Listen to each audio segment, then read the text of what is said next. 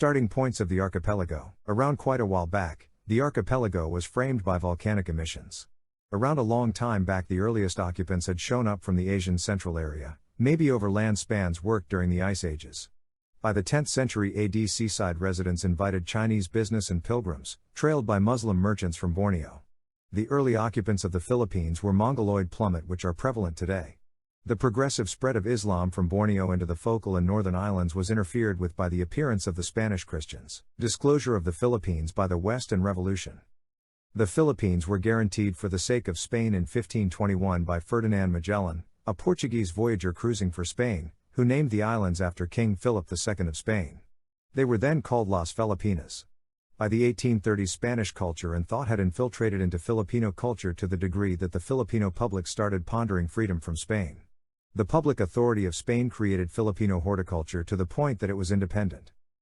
After certain endeavors at freedom, and an equivalent number of abominations with respect to Spain, Filipino patriots started to stand up.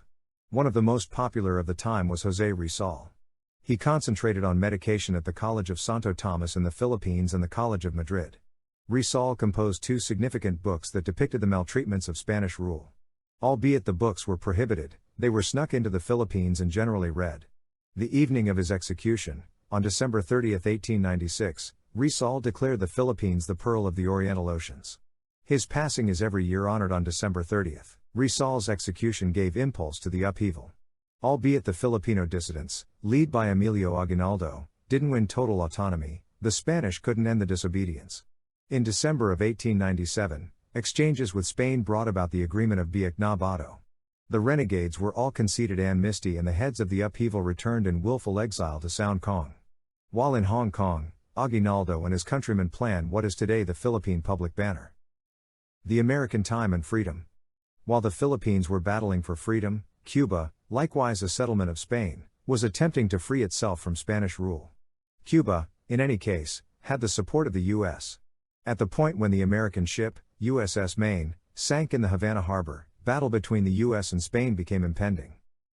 On April 25, 1898, the U.S. announced battle on Spain, and the commandant of the U.S. Asiatic Group, Commodore George Dewey, was shipped off to connect with the Spanish naval force in the Philippines. Dewey went after the Spanish Armada on the morning of May 1, 1898 from his boat USS Olympia. The fight endured a couple of hours, bringing about the total obliteration of the Spanish Armada at Manila Narrows. The American Armada experienced just minor harm.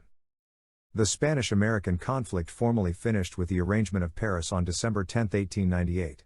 In any case, the American government was keen on Cuba's freedom, rather than that of the Philippines. By the arrangement, Cuba acquired its freedom and Spain surrendered the Philippines, Guam and Puerto Rico to the U.S. for the amount of $20 million. Given its own set of experiences of provincial insurgency, American assessment was awkward and partitioned on the ethical standard of possessing pilgrim conditions. Having obtained the Philippines nearly unintentionally, the U.S. didn't know how to manage them. On January 20, 1899, President McKinley delegated the Principal Philippine Commission, Sherman Commission, to make suggestions. The Arrangement of Paris and ensuing activities by the U.S. were not generally welcomed by the Filipinos, who were not even counseled.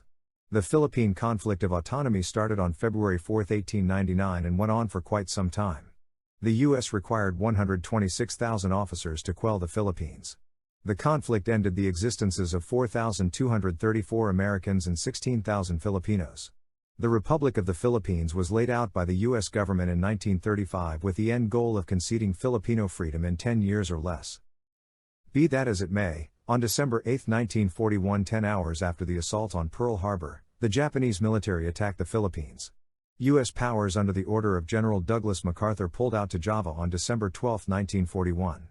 MacArthur guaranteed, "I will return."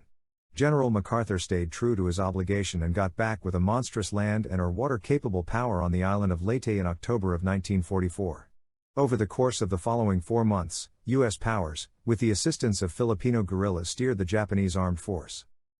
After the conflict, the Unified Express re-established the pre-war district government. By 1946 the Philippines had changed from a province to a free republic. And that's all for the brief history of the Philippines, guys.